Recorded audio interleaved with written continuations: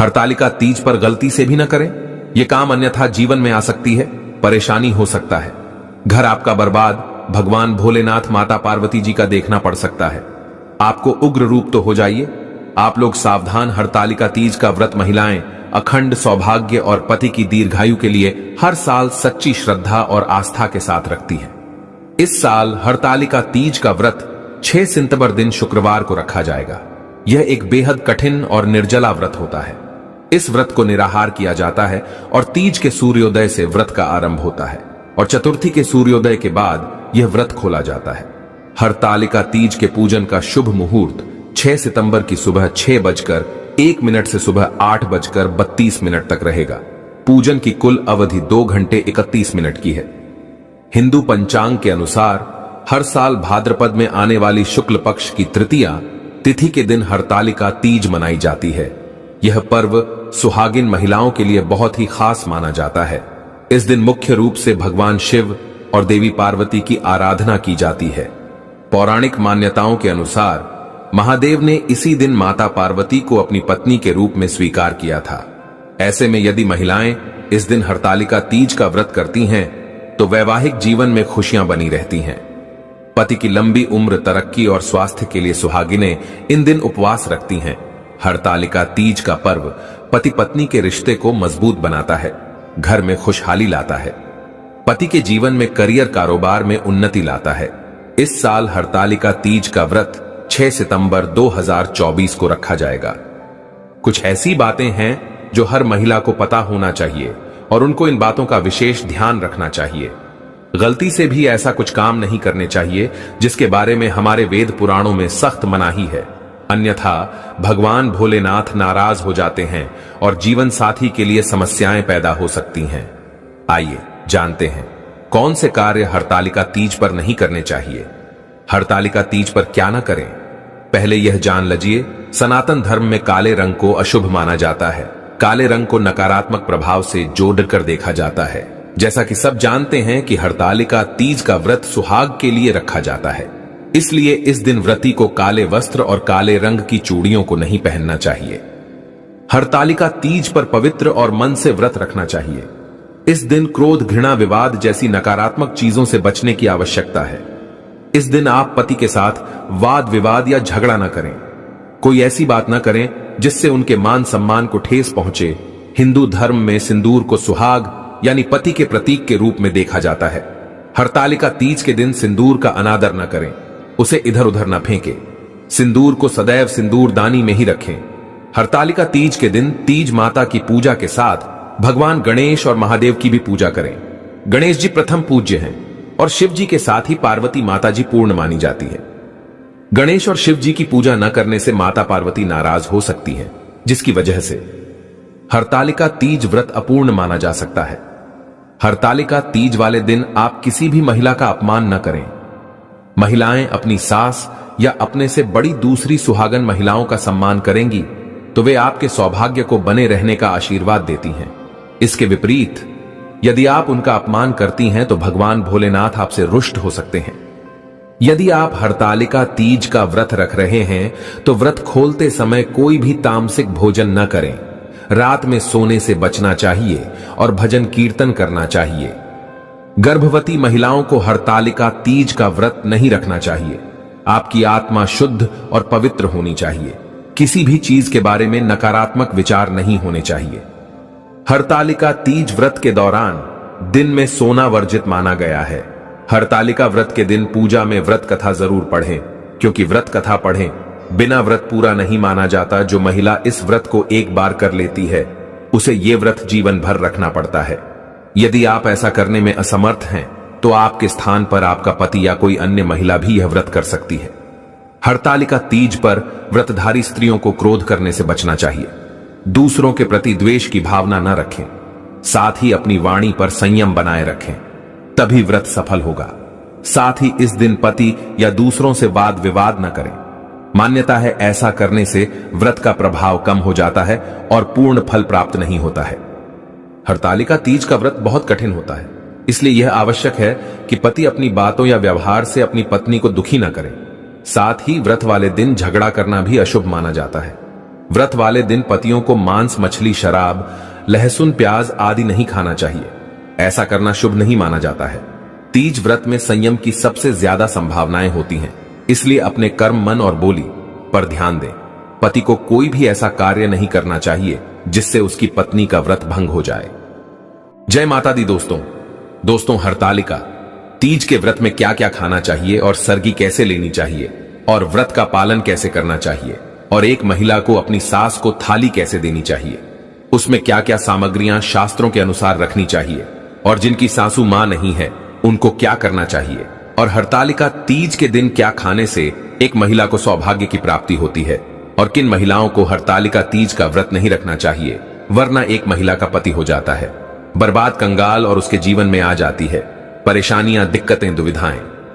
जो भी महिला हरतालिका तीज के दिन बस कर लेगी, यह छोटा सा काम उसको मिल जाएगा।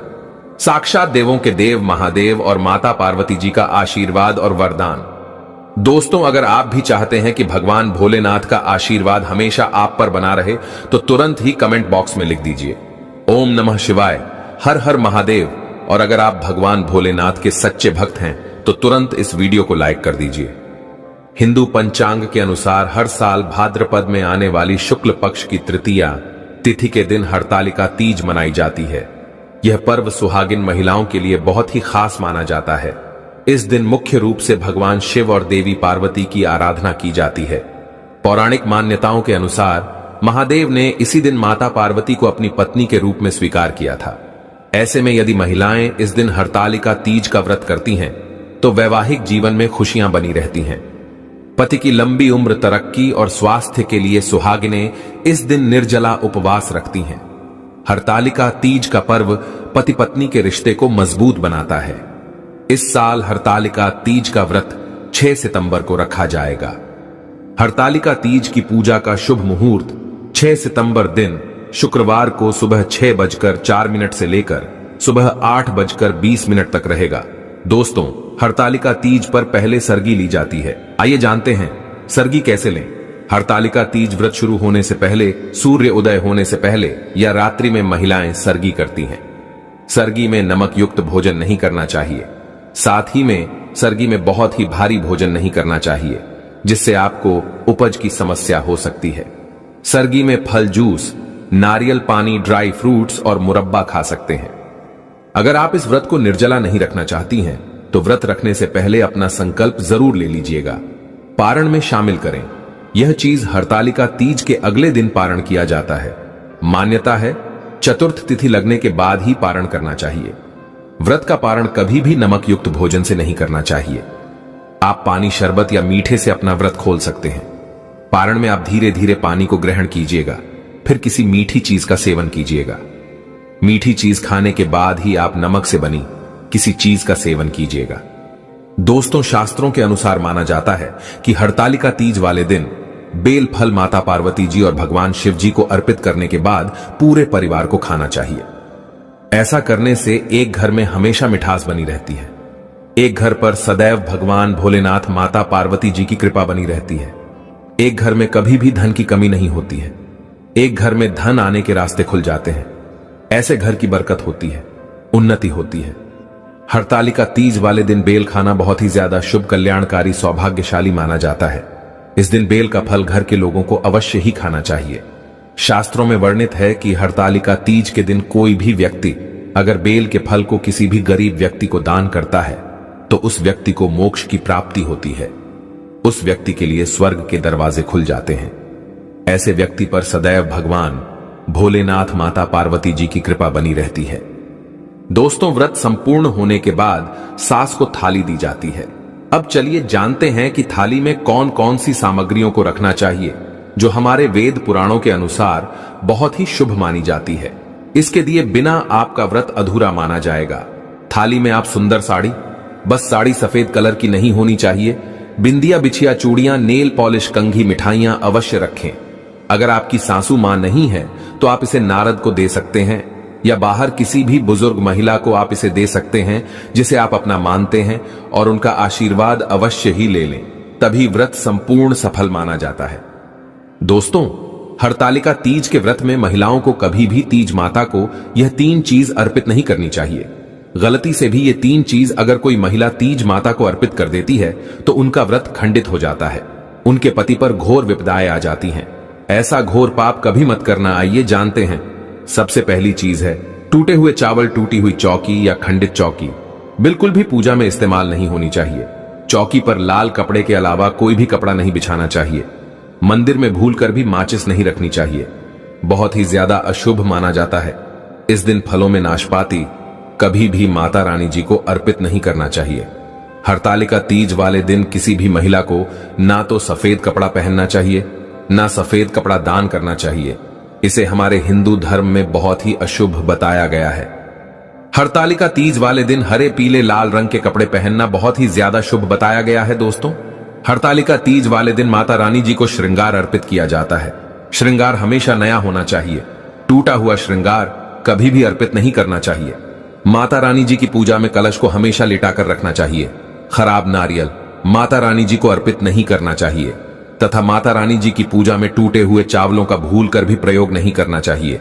दोस्तों, हरतालिका तीज के दिन भूलकर भी एक महिला को किसी की चुगली या बातें नहीं करनी चाहिए। हरतालिका तीज वाले दिन पति पत्नी को दूरी बनाकर रखना चाहिए, सात्विक भोजन करना चाहिए। हरतालिका तीज वाले दिन घर में बड़े बुजुर्गों की अच्छे से सेवा होनी चाहिए। इस दिन मुख से गंदे विचार, गंदी बातें भूलकर भी किसी को नहीं बोलनी चाहिए, क्योंकि यह व्रत पति से संबंधित है, इसीलिए पति का सम्मान करना चाहिए। पति से भूलकर भी गलत शब्दों का इस्तेमाल नहीं करना चाहिए।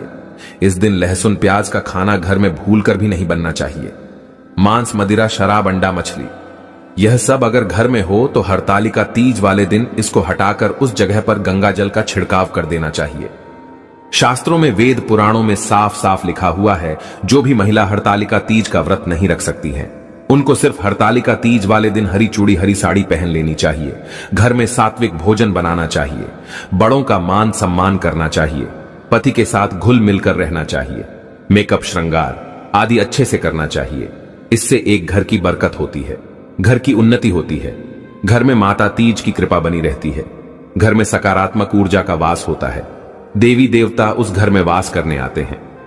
मासिक धर्म में हरतालिका तीज का व्रत एक महिला को जरूर रखना चाहिए, लेकिन देवी देवताओं को स्पर्श नहीं करना चाहिए। व्रत का पालन आपको बिल्कुल वैसे ही करना चाहिए जैसे आप और दिनों में करती हैं। इससे आपको उतने ही फल की प्राप्ति होगी जितने आप हकदार हैं। दोस्तों, हरतालिका तीज के दिन शाम के वक्त 3 चीज भूलकर भी किसी को नहीं देनी चाहिए, वरना उस घर पर बहुत सारी परेशानियां आ जाती हैं। घर में नकारात्मक ऊर्जा का वास हो जाता है, घर की बरकत, उन्नति पूरी तरह से रुक जाती है। उस घर में कभी भी देवी देवता वास करने नहीं आते हैं। दोस्तों, पहली चीज, नमक शास्त्रों में, वेद पुराणों में साफ साफ लिखा हुआ है कि हरतालिका तीज वाले दिन भूलकर भी एक व्यक्ति को नमक की खरीदारी नहीं करनी चाहिए, और हरतालिका तीज वाले दिन शाम के वक्त नमक का दान तो भूलकर भी नहीं करना चाहिए, वरना घर में कभी भी धन की बरकत नहीं होती है।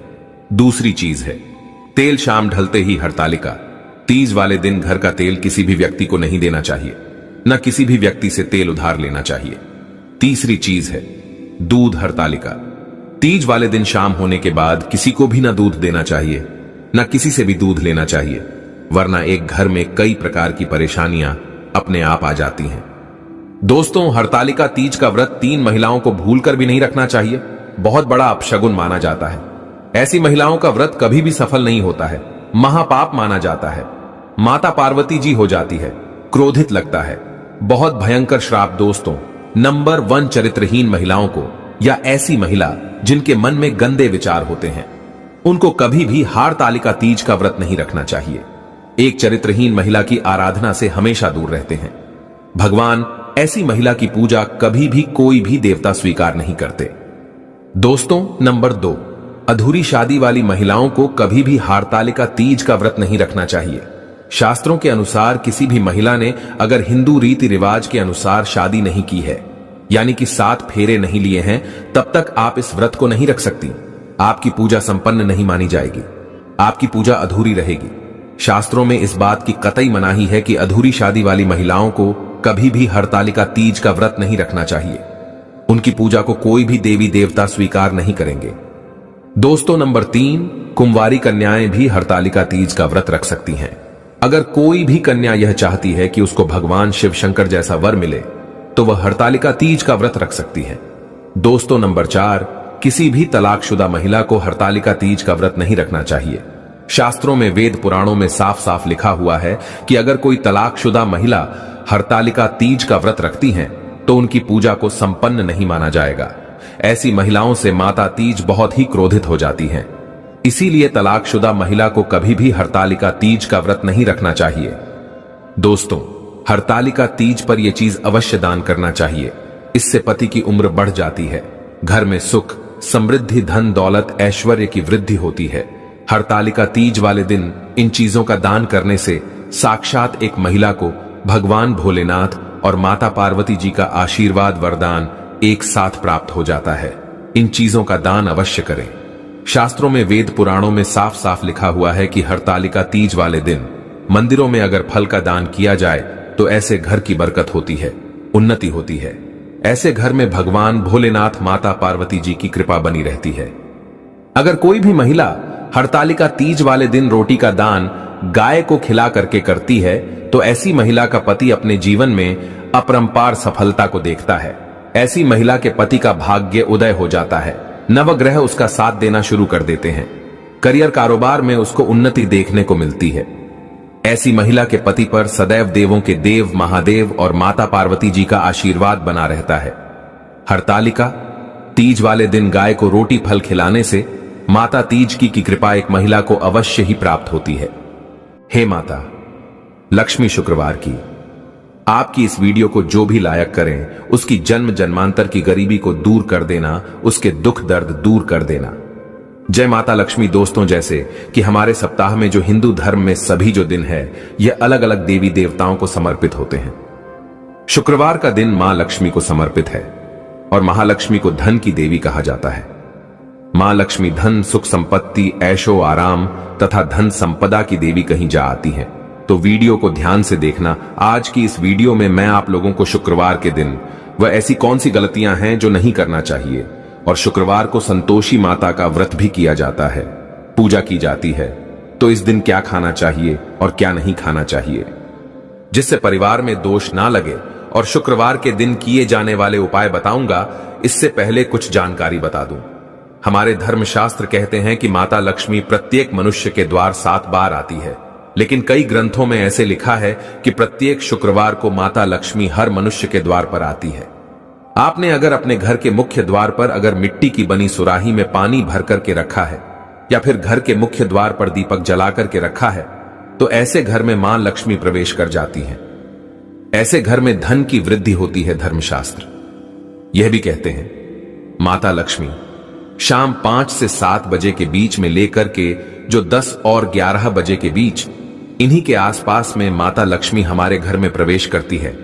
तो हमें इस बात का विशेष ध्यान रखना चाहिए। हमें अपने घर के मुख्य द्वार पर कभी भी जूते चप्पल नहीं रखने चाहिए, झाड़ू नहीं रखनी चाहिए। अगर कोई व्यक्ति अपने घर के मुख्य द्वार पर सायंकाल के बाद माता लक्ष्मी हमारे घर में आती है, शुक्रवार के दिन, तो अगर सायंकाल के समय में आप अपने घर के मुख्य द्वार पर अगर झाड़ू रख देते हैं या फिर चप्पल रख देते हैं तो माता लक्ष्मी तुरंत वापस लौट जाती है और माता लक्ष्मी क्रोधित अवस्था में लौटती है। और जिस घर में मां लक्ष्मी प्रवेश ना करें ऐसे घर दरिद्र हो जाते हैं। ऐसे घर में उनकी बड़ी बहन दरिद्रता प्रवेश करती है। आपने जरूर देखा होगा, सब मनुष्य अपने घर के मुख्य द्वार पर नींबू और जो हरी मिर्च होती हैं यह टांग करके क्यों रखते हैं?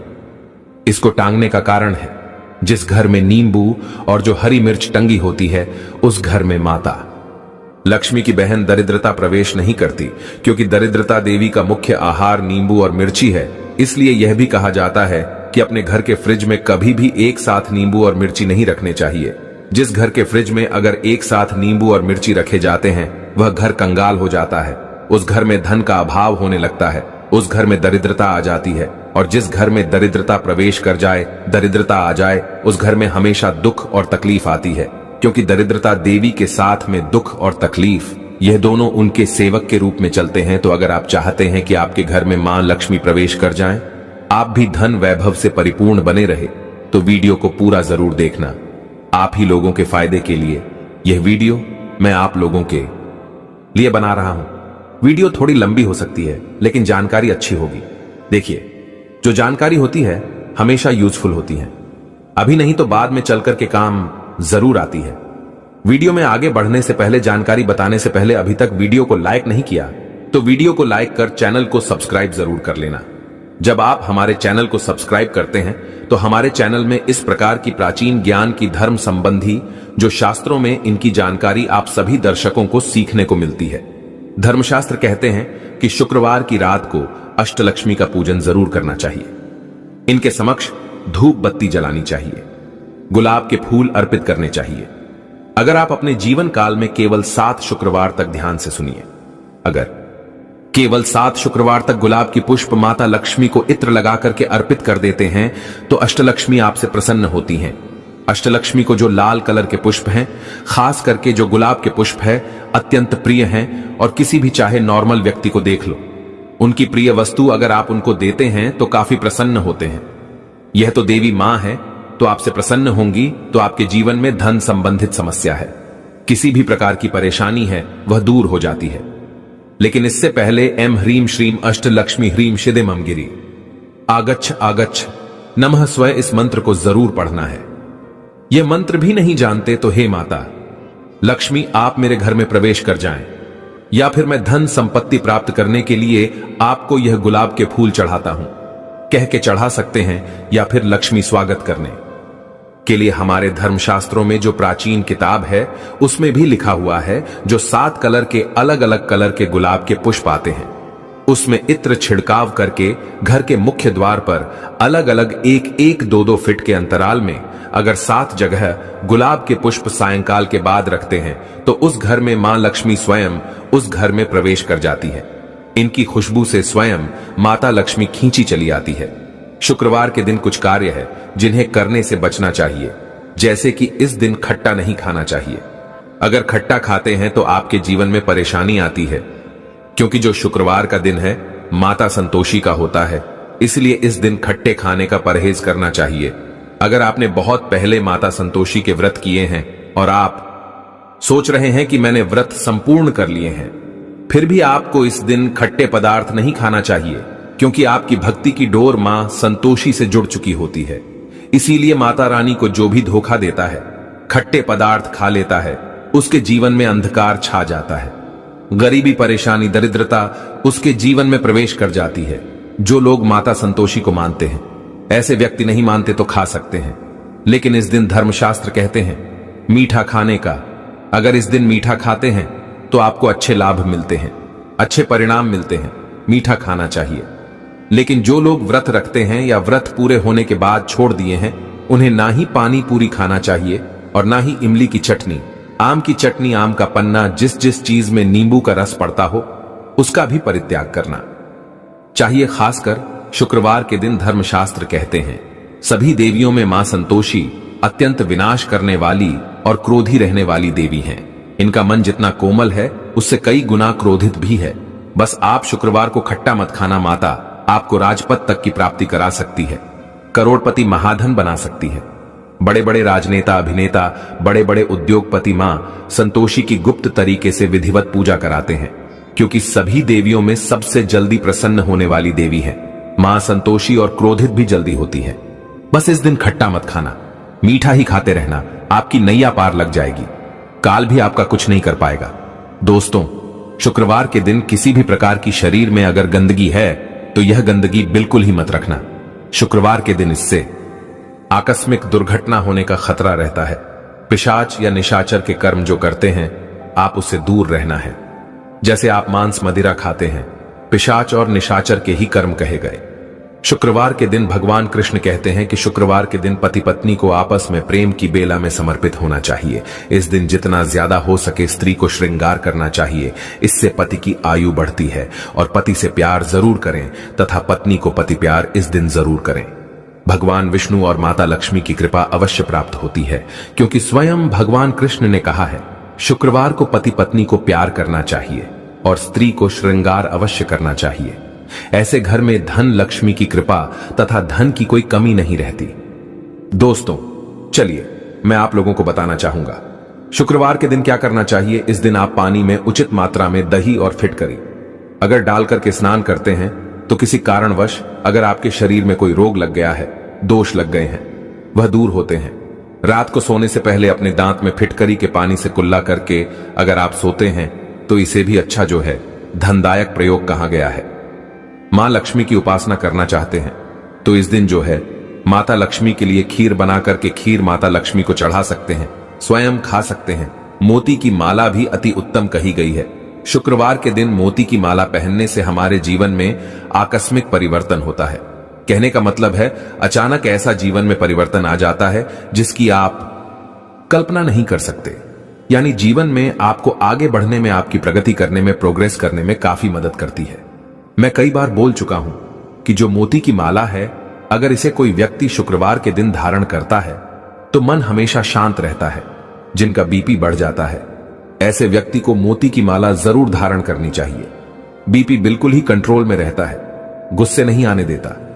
शरीर में देखिए जो माता लक्ष्मी का स्वभाव है, जो शुक्र का स्वभाव है, देखिए शुक्रदेव और जो माता लक्ष्मी है दोनों को धनदायक कहा गया है। तो शुक्रवार के दिन जो शुक्रवार की जो प्रकृति है मृदु है, एकदम मीठी है, तो इस दिन लाल चंदन हमें लगाना चाहिए।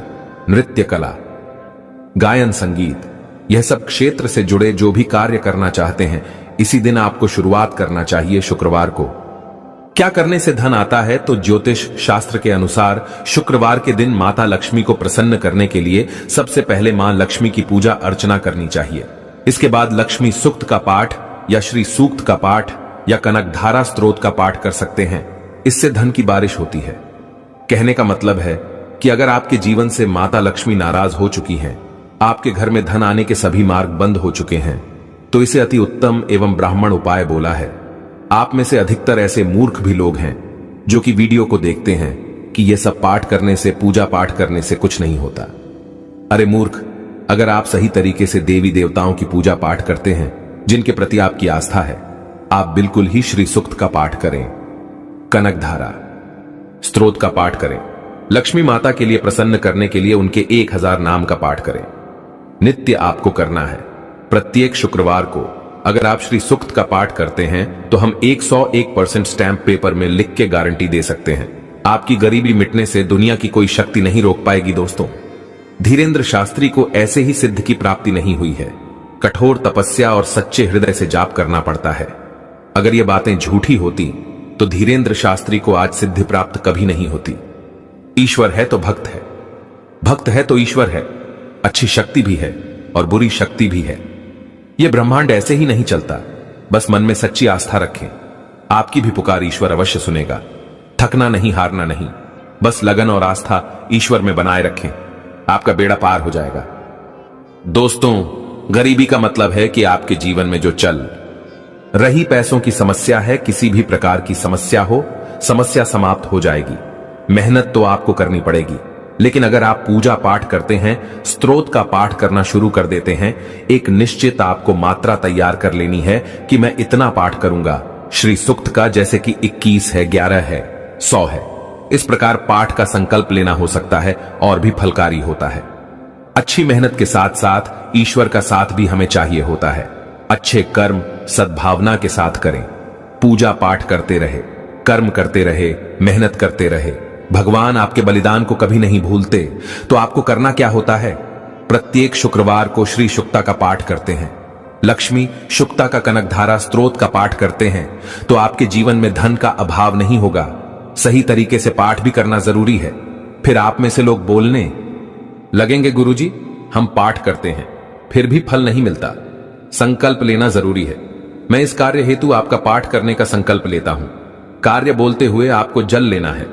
गुरु मंत्र पढ़ते हुए जल को भूमि पर छोड़ना होता है, तब यह फलकारी होता है। इसीलिए कहते हैं गुरु का साथ होना अति आवश्यक है। यदि आपका कोई सच्चा गुरु है तो वह आपको हर ऐसी परिस्थितियों के बारे में बताएगा, पूजा पाठ के बारे में बताएगा, जिससे आपका बेड़ा पार हो जाएगा, नैया पार लग जाएगी। इसीलिए गुरु पूर्णिमा मनाई जाती है। गुरु होना उतना ही जरूरी है जितना कि हमारे माता पिता से बढ़कर भी गुरु को दर्जा दिया जाता है। गुरु ईश्वर से बढ़कर होता है। गुरु नहीं तो संसार भी नहीं, गुरु नहीं तो कुछ भी नहीं। महादेव के गुरु है बृहस्पति, यानी भगवान विष्णु जी के गुरु है महादेव। तो आप समझ सकते हैं कि गुरु का महत्व कितना है। आप अपने माता पिता को भी गुरु मान सकते हैं।